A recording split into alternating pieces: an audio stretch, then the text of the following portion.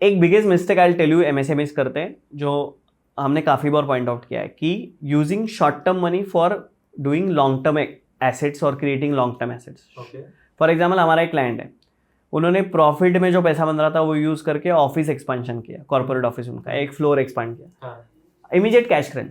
Office expand करने से आपको इमीडिएट रेवेन्यू नहीं आने वाला है। सो देयर इज एक बेसिक फाइनेंशियल डिसिप्लिन होना चाहिए कोई भी कंपनी की, short term money should be utilise for short term expenses. So profit जो जनरेट कर रहे हो फॉर एवरी क्वार्टर, वो एक कैश फ्लो जनरेट हुआ है शॉर्ट टर्म एक्टिविटी से, उसको कहाँ पे यूज करना चाहिए, उसको इन्वेंट्री में यूज करो।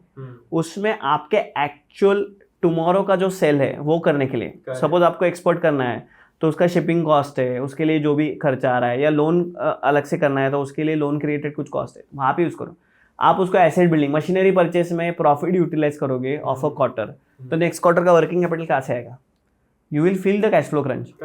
सो what you need to do, machinery खरीदना है, ऑफिस एक्सपेंशन करना है, फैक्ट्री एक्सपेंशन करना है, सो इसके लिए लॉन्ग टर्म बोरोइंग्स या लॉन्ग टर्म लोन्स ले सकते हो if you don't have the money.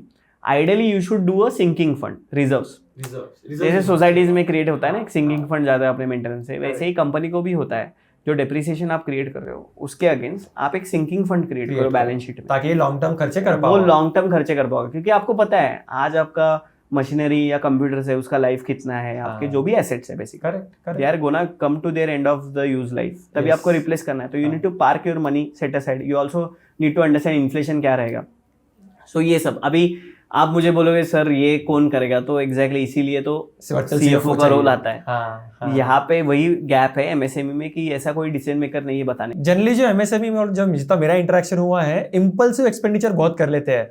किसी दोस्त ने घर लिया, एकदम बिजनेस से 4-5 करोड़ निकाल लिया और बड़ा घर ले लिया, जरूरत कुछ नहीं थी, वो घर से 2% ROI भी नहीं आ रहा है, it has become a liability. लेकिन impulsive car buying, impulsive vacation tours बहुत ज्यादा, सो डिसिप्लिन नहीं है। सो आइडियली एमएसएमई के जो ओनर्स है they should withdraw fix salary from their company and they should also be accountable to company.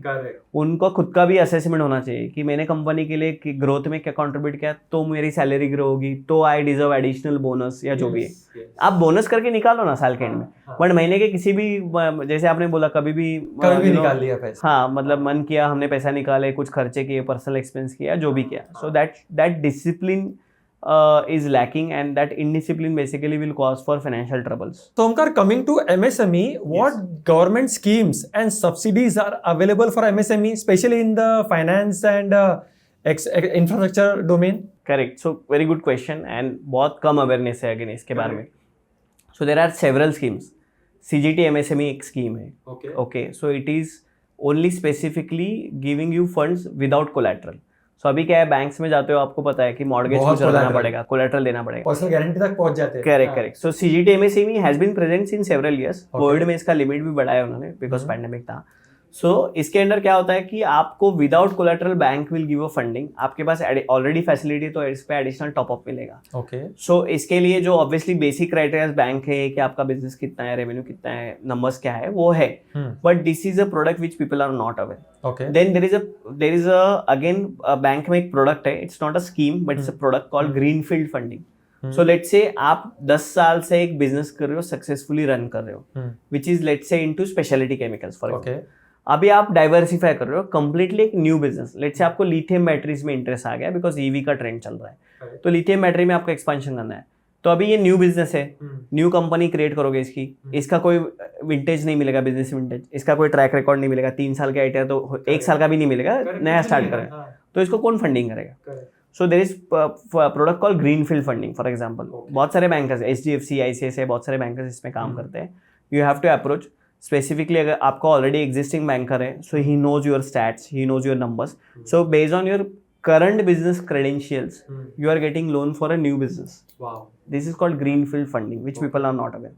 Then there is lot of scheme like प्रधान मंत्री employ guarantee scheme है, जहाँ पे अलग अलग मैन्युफैक्चरिंग के, ऑटोमोटिव वगैरह, इनको 15 to 35% का सब्सिडी मिलता है ऑन इन्वेस्टमेंट इन टेक्नोलॉजी।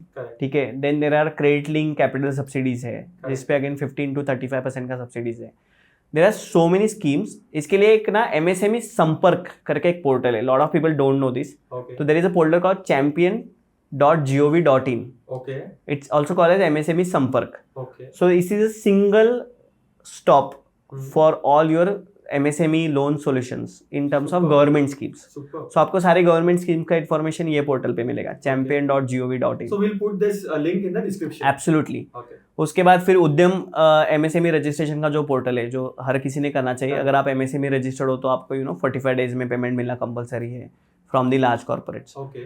सो ये जो पोर्टल है इस पे भी बहुत सारी MSME लोन सब्सिडीज की इन्फॉर्मेशन है and the link is given to apply कि कहाँ पे जाके अप्लाई करना है. Okay. जो भी स्कीम्स है ये कहाँ पे जाके आप अप्लाई कर सकते हो सब्सिडीज के लिए. So all this information is there. So government ने काफ़ी टेक्नोलॉजी एडवांसमेंट इसमें डिप्लॉय किया है, आपके लिए इन्फॉर्मेशन है एक जगह पे. So again if you have right consultant, right CFOs at your office, they can guide you on this part. Correct. So this can be very very helpful.